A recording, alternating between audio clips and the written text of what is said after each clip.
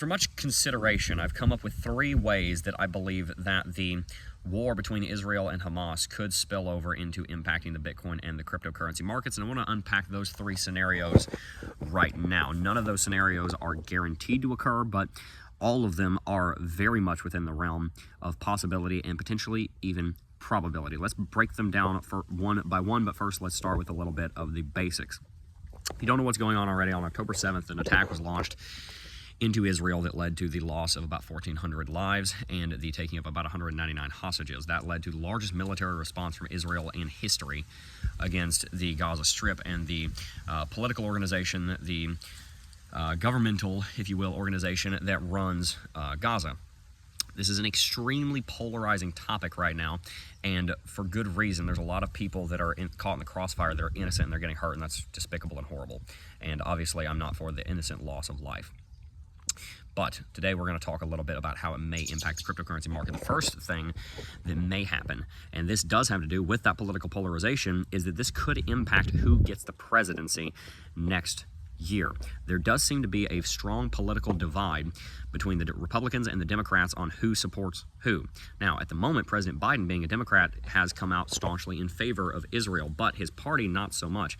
There are potentially not majority elements in the Democratic Party, but there are definitely portions of the Democratic Party that are seeming to side with Hamas. Harvard University, for example, has come out in favor of the Palestinian cause and the Hamas cause, or not, or the cause in Gaza and whatnot.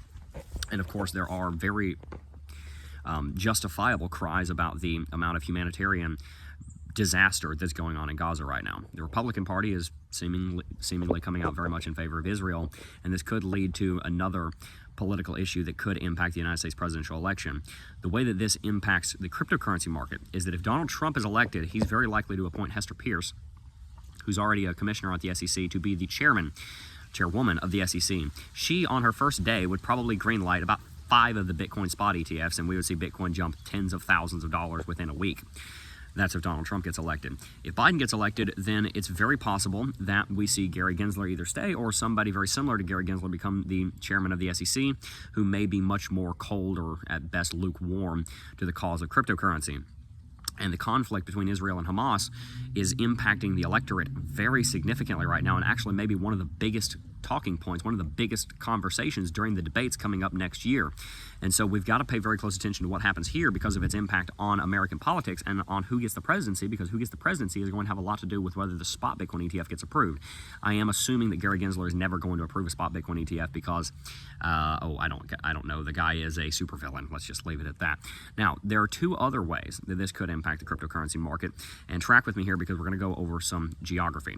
The first way has to do with the massive quagmire and crapshoot of the humanitarian crisis that's going on. If you didn't know, Gaza is one of the most densely populated strips of land on the entire planet. It's about twice the size of Washington, D.C., and 2.3 million people lived in what essentially amounts to an open-air prison camp before the war began. And just about every single one of those people have been displaced now, and they've got to all move or else face the wrath of the Israeli army. Now, the Israeli army is not trying to go after civilians, but the issue is that Hamas hides their military equipment inside of civilian buildings. There are plenty of videos of this, so this is not something that should be up for debate. It seems to be, but it shouldn't be. There's plenty of proof of this. They've come right out and said it themselves. So these civilians are caught in the crossfire in a very serious way, and they're in a lot of danger, and over half of the people that live in Gaza are under the age of 18. So you've got a massive movement of people right now trying to get out of northern Gaza, around Gaza City, moving south to the Rafah crossing, trying to get into Egypt. Egypt doesn't want to let them in. And so there's a massive humanitarian crisis brewing right now with millions of people being affected. At some point, the floodgates are going to open, and those refugees are going to more than likely move into Egypt. The reason that this is important for global economics and for Bitcoin is twofold. Number one, Egypt is a very important state to the Arab world. And if you see the complete collapse of the modern state that is Egypt, that's going to have major knock-on effects in the region and globally. And 2.3 million people, or even 800,000 or a million refugees moving into Egypt, which is already dealing with quite a crisis of that caliber, could literally collapse the entire modern state as we know it, especially considering Ethiopia is damming a major contributing river to the Nile, and at any point they could just shut off the Nile.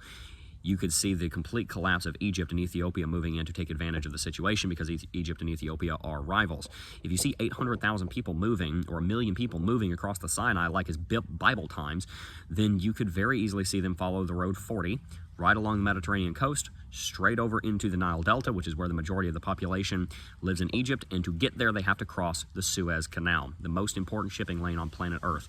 And if you have a massive humanitarian crisis going on right next to the most important shipping lane on the planet, you could easily see the entire shutdown of the canal, if not permanently, at least for a time. And again, if you see the complete collapse of the modern Egyptian state, kiss the Suez goodbye, because it's not as simple as just going through a canal. There are quite a lot of governmental components to getting through the Suez. If Egypt is not a functional state, Suez may as well be offline. The impacts of that globally would be untold. We watched the Evergrande blocked the Suez Canal for a month, and it literally had a major impact on global GDP because of how important that waterway is. So that's the second scenario that could play out from this that would impact the modern economy. If that does occur, that would lead to price instability, which could lead to inflation, which could lead to the Federal Reserve hiking rates even more, and we know that hiked rates are not good for Bitcoin. It could lead to the Fed hiking rates more if the Suez goes down or Egypt goes down, again leading to more inflation globally.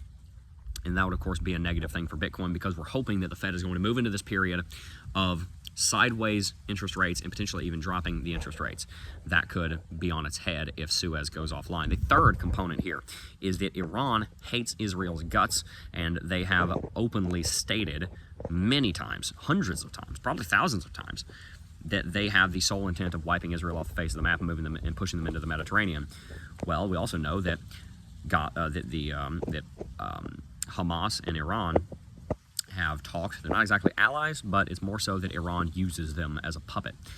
And Iran definitely sees this as an opportunity to achieve that goal. The United States has 2 nuclear aircraft carriers and a military and a marine expeditionary unit in the region, so Iran's probably not going to launch a direct missile attack or anything on Israel. But the issue of Saudi Arabia comes in. Saudi Arabia is bordering Jordan, and Jordan borders Israel. Saudi Arabia has 2 people in charge. There's a guy named King Salman, and he's part of the older, more conservative generation, and he's more representative of what the average Saudi believes, which is that Israel should not exist as a modern state. Again, these are not my words. These are polls. You can go and look these up yourselves.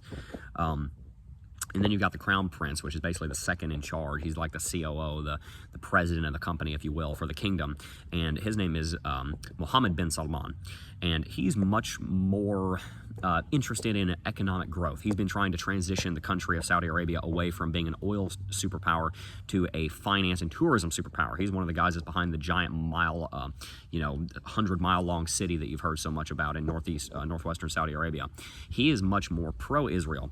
And so there is a conversation going on in Saudi Arabia right now between whether or not Saudi Arabia should recognize Israel as a modern state, which is what Crown Prince Mohammed bin Salman believes, or if they should continue to reject the national statehood, national identity of Israel, which is what King Salman believes.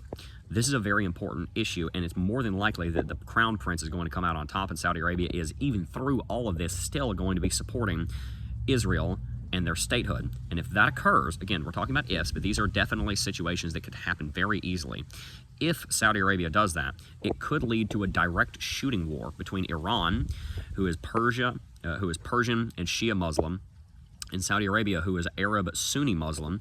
They both hate each other. They both believe that each other are apostates, and they both believe that each other should be wiped off the map because of their opposing views of Islam. And if that conflict happens, you could very easily see a war between them. And who stands between them? Who is their geographic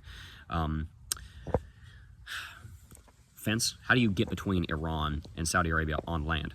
Right through Kuwait and right through Iraq. You could very easily see a massive conflict between Iran and Saudi Arabia, 2 of the largest countries in the Middle East, right next to the Persian Gulf, where over a quarter of global crude goes through.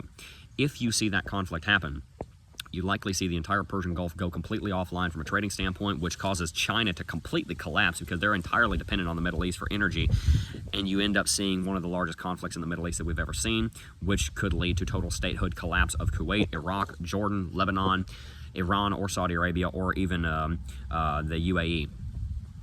These are all potential impacts of the war between Israel and Hamas, and it's very possible that these are going to lead to massive instability globally, and it's also very possible that it's going to lead to major dissension and instability back home, and all three of those scenarios lead to potentially very high levels of instability economically that could lead to bearishness on Bitcoin. So we're going to watch this very closely. Obviously, the humanitarian crisis and the people that are innocent in this that are getting hurt is far more important than anything else.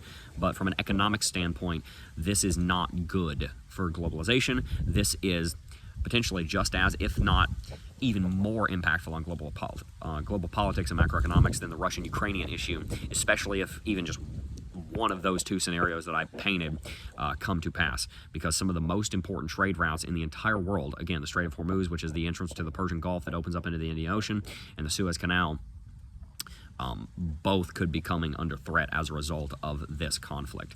So if you're interested in hearing more about geopolitics and macroeconomics and how it could impact the Bitcoin and the cryptocurrency market, feel free to hit that subscribe button. And also, because this video will almost certainly be demonetized because of the topic at hand, if you're interested in supporting the channel, you can also sign up for Lux Algo using coupon code JEB30, JEBB30, for 30% off at checkout to help support what we are doing here. Thank you all for watching. Peace.